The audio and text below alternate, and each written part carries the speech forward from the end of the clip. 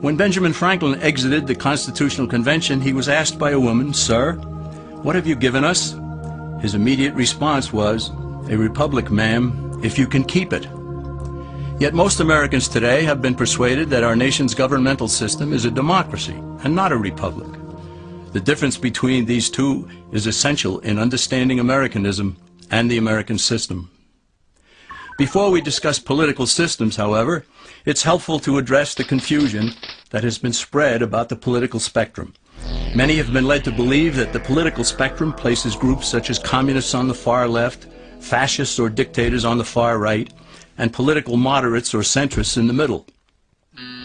However, a more accurate political spectrum will show government having zero power on the far right to having 100% power on the far left. At the extreme right, there is no government. The extreme left features total government under such labels as communism, socialism, Nazism, fascism, princes, potentates, dictators, kings, any form of total government. Those who claim that Nazis and fascists are right-wing never define their terms. This amounts to spreading confusion. Toward the middle of the political spectrum can be found the type of government limited to its proper role of protecting the rights of the people. That's where the Constitution of the United States is. Those who advocate such a form of government are really constitutional moderates. So let's analyze the basic forms of government.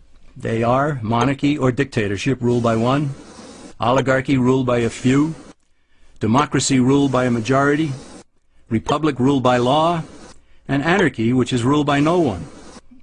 In discussing these five, we'll see that they can be narrowed down to even fewer.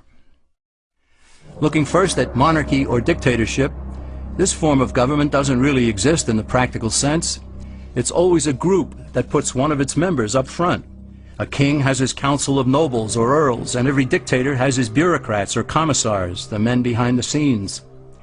This isn't ruled by one, even though one person may be the visible leader. It's ruled by a group. So let's eliminate monarchy, dictatorship, because it never truly exists. Oligarchy, which is ruled by a group, is the most common form of government in all history. And it is the most common form of government today. Most of the nations of the world are ruled by a powerful few, and therefore oligarchy remains.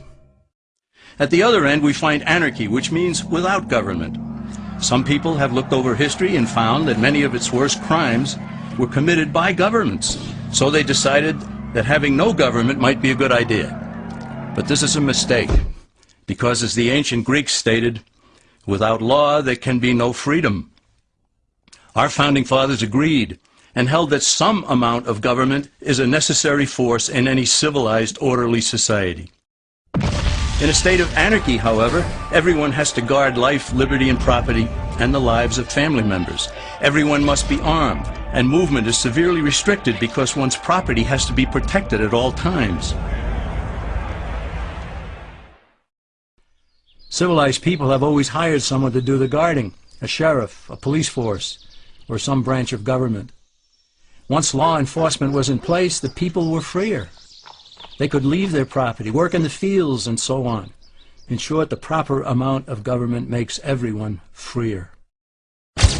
There are some who advocate anarchy, however, not because they want no government, but because they don't like what they have. They use anarchy as a tool for revolutionary change. The condition of anarchy is very much like a vacuum where something rushes in to fill it.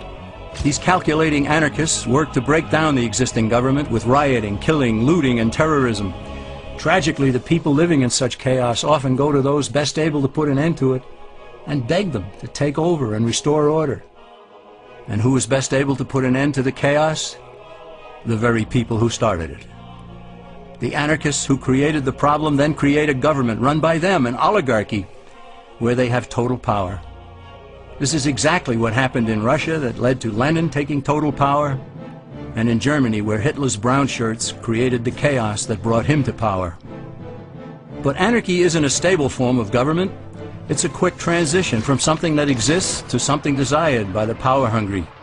It's a temporary condition, and because it isn't permanent, we eliminate it as well.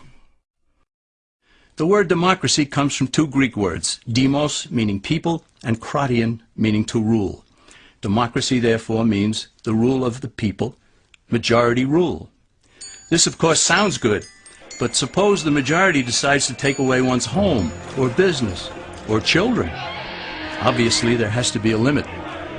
The flaw in democracy is that the majority isn't restrained. If more than half the people can be persuaded to want something in a democracy, they rule. What about republic? Well, that comes from the Latin, res meaning thing, and publica meaning public. It means the public thing, the law. A true republic is one where the government is limited by law, leaving the people alone. America's founders had a clean slate to write on. They could have set up an oligarchy. In fact, there were some who wanted George Washington to be their king. But the founding fathers knew history, and they chose to give us the rule of law in a republic, not the rule of a majority in a democracy. Why? Let's demonstrate the difference in the setting of the Old West. Consider a lynch mob in a democracy. 35 horseback riders chase one lone gunman. They catch him, and they vote 35-1 to hang him. Democracy has triumphed, and there's one less gunman to contend with. Now consider the same scenario in a republic. The 35 horseback riders catch the gunman and vote 35-1 to hang him. But the sheriff arrives, and he says, "You can't kill him. He's got his right to a fair trial." So they take the gunman back to town. A jury of his peers is selected, and they hear the evidence and the defense, and they decide if he shall hang. Does the jury even decide by majority rule? No, it has to be unanimous, or he goes free. The rights of the government aren't subject to majority rule, but to the law. This is the essence of a republic. Many Americans would be surprised to learn that the word democracy does not appear in the Declaration of Independence or the U.S. Constitution, nor does it appear in any of the constitutions of the 50 states. The founders did everything they could to keep us from having a democracy. James Madison, rightly known as the father of the Constitution, wrote in essay number 10 of the Federalist Papers, "Democracies have ever been spectacles of turbulence and contention, have ever been found incompatible with personal security or the rights of property, and have in general been as short in their lives as they have been violent in their deaths."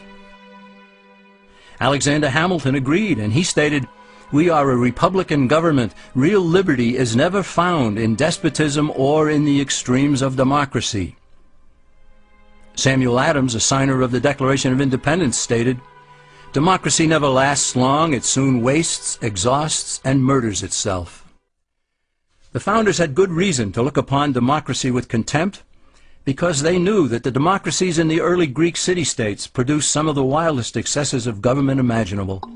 In every case, they ended up with mob rule, then anarchy, and finally tyranny under an oligarchy. During that period in Greece, there was a man named Solon, who urged creation of a fixed body of law not subject to majority whims. But where the Greeks never adopted Solon's wise counsel, the Romans did. Based on what they knew of Solon's laws, they created the 12 tables of the Roman law, and in effect built a republic that limited government power and left the people alone. Since government was limited, the people were free to produce, with the understanding that they could keep the fruits of their labor. In time, Rome became wealthy and the envy of the world. In the midst of plenty, however, the Roman people forgot what freedom entailed. They forgot that the essence of freedom is the proper limitation of government. When government power grows, people freedom recedes. Once the Romans dropped their guard, power-seeking politicians began to exceed the powers granted them in the Roman Constitution. Some learned that they could elect politicians who would use government power to take property from some and give it to others. Agriculture subsidies were introduced, followed by housing and welfare programs. Inevitably, taxes rose and controls over the private sector were imposed. Soon, a number of Rome's producers could no longer make ends meet, and they went on the dole. Productivity declined, shortages developed, and mobs began roaming the streets, demanding bread and circuses from the government. Many were induced to trade freedom for security. Eventually, the whole system came crashing down. They went from a republic to a democracy, and ended up with an oligarchy under a progression of the Caesars.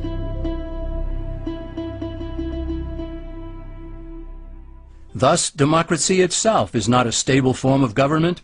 Instead, it is the gradual transition from limited government to the unlimited rule of an oligarchy.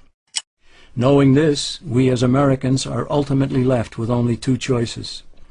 We can keep our republic, as Franklin put it, or we will inevitably end up with an oligarchy, a tyranny of the elite.